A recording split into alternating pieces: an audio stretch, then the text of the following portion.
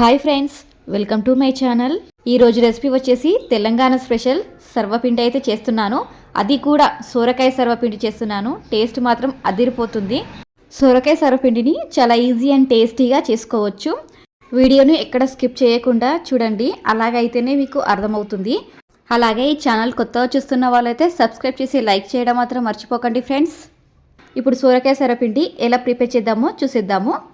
ముందుగా సగం సోరకాయని అయితే తీసుకున్నాను. నేను తీసుకునే పిండికి కరెక్ట్గా సరిపోతుందండి. ఇదైతే సోరకాయకి అయితే పైన ఉన్న పొట్టును అయితే తీసేసుకోవాలి. ఇలా సోరకాయతోటి సర్వపిండి చాలా తక్కువ చేసుకుంటారు.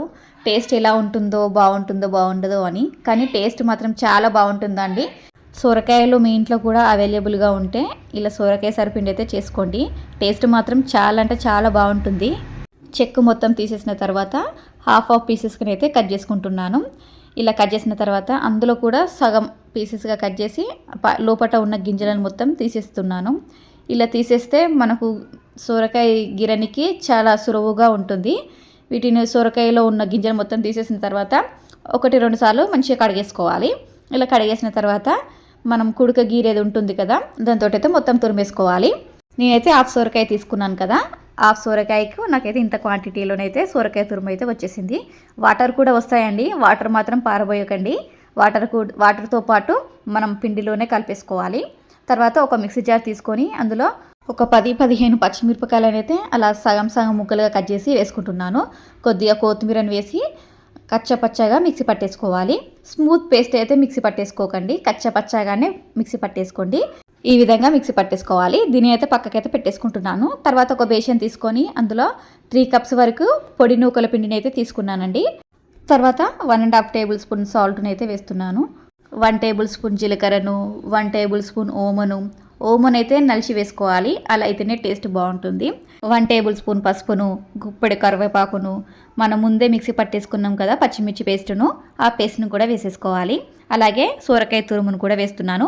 సోరకాయ తురుమును మొత్తం క్వాంటిటీలో ఒకటేసారి వేసుకోకండి, సగం క్వాంటిటీలో ఇప్పుడు వేసుకోండి. తర్వాత 1.5 టేబుల్ స్పూన్ అల్లం వెల్లుల్లి పేస్టును, తర్వాత ఒక గుప్పెడు నువ్వులను అయితే వేసుకుంటున్నాను.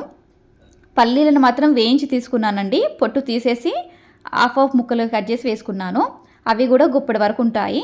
అలాగే 1/2 టేబుల్ స్పూన్ ఎండుకారాన్ని అయితే వేసుకొని ఇవన్నీ మొత్తం నూకల పిండికి కలిసే విధంగా ఒకసారి మొత్తం కలిపేసుకోవాలి. ఇది మొత్తం కలిపేసుకున్న తర్వాత సోరకాయలో వాటర్ వస్తాయి కదా, ఆ వాటర్తో పాటు మొత్తం సోరకాయ తురుముని అయితే వేసేసుకోవాలి. సోరకాయ తురుము మొత్తం వేసిన తర్వాత మళ్ళీ ఒకసారి కలిపేసుకోవాలి. ఇలా కలిపేసిన తర్వాత కొద్దిగా వాటర్ వేసుకుంటూ మనం గారెపిండి అయితే ఎలా కలుపుకుంటామో సేమ్ అదే విధంగా కలిపేసుకోవాలి. కొంచెం సాఫ్ట్గా కలిపేసుకోవాలి పిండి, అలా వీడియోలు చూపించే విధంగా ఉండాలి. దీనిని అయితే మూత పెట్టేసి ఒక 5 మినిట్స్ వరకు పక్కన పెట్టేసుకోవాలి. ఇలా 5 మినిట్స్ పక్కకు పెట్టేసుకోవడం వలన సోరకాయ తురుము మొత్తం పిండికి పట్టి సర్వపిండి చాలా టేస్టీగా ఉంటుంది. తర్వాత ఒక గిన్నెనైతే తీసుకొని దాంట్లో ఒక 2 పావుల వరకు నూనెనైతే పోసేసుకున్నాను. నూనెను అడుగు భాగం మొత్తం స్ప్రెడ్ చేసేసుకోవాలి. తర్వాత పిండిని తీసుకొని అలా నేను వీడియోలో చూపించే విధంగా ఒత్తేసుకోవాలి. గిన్నెకు మధ్యలో కొంచెం లావుగా ఉండాలి, చివర్లో మొత్తం కొంచెం పల్చగా ఉండాలి. ఇలా మొత్తం వత్తేసిన తర్వాత మధ్యలో ఇలా రంధ్రాలను అయితే చేసుకోవాలి. ఇలా రంధ్రాలను పెట్టుకుంటే సర్వపిండి కాల్చుకునేటప్పుడు చాలా సులువుగా ఉంటుంది. సర్వపిండి మొత్తం చేసిన తర్వాత స్టవ్ ఆన్ చేసి స్టవ్ పైన అయితే పెట్టేసుకోవాలి. స్టవ్ పైన పెట్టేసిన వెంటనే మూత మాత్రం ఖచ్చితంగా పెట్టాలి.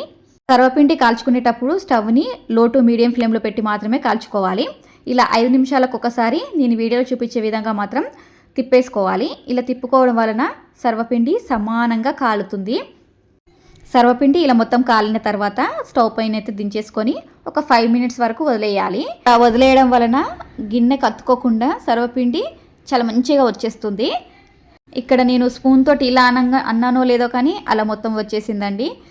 చాలా చక్కగా వచ్చింది. టేస్ట్ కూడా చాలా అంటే చాలా బాగుంది. చాలా సింపుల్గా చేసుకోవచ్చు, అలాగే టేస్ట్ కూడా చాలా బాగుంటుంది. మనం స్టవ్ని లో టు మీడియం ఫ్లేమ్లో పెట్టాం కదా, అలా పెడితే ఇలా ఈ విధంగా గోల్డెన్ బ్రౌన్ కలర్లో కాలి మనం తినేటప్పుడు కూడా చాలా టేస్టీగా ఉంటుంది. ఇంత ఈజీ అండ్ టేస్టీగా ఈ సోరకాయ సర్వపిండిని అయితే చేసుకోవచ్చు. చాలా అంటే చాలా టేస్టీగా వచ్చింది. మీరు కూడా ట్రై చేసి ఎలా వచ్చిందో నా కామెంట్ బాక్స్లో అయితే షేర్ చేయడం మర్చిపోకండి ఫ్రెండ్స్. ఈ రెసిపీ మీకు నచ్చినట్లయితే ఒక లైక్ చేయండి. అలాగే ఈ ఛానల్ కొత్తగా చూస్తున్న వాళ్ళైతే సబ్స్క్రైబ్ చేసి లైక్ చేయడం మాత్రం మర్చిపోకండి friends. Thank you for watching this video.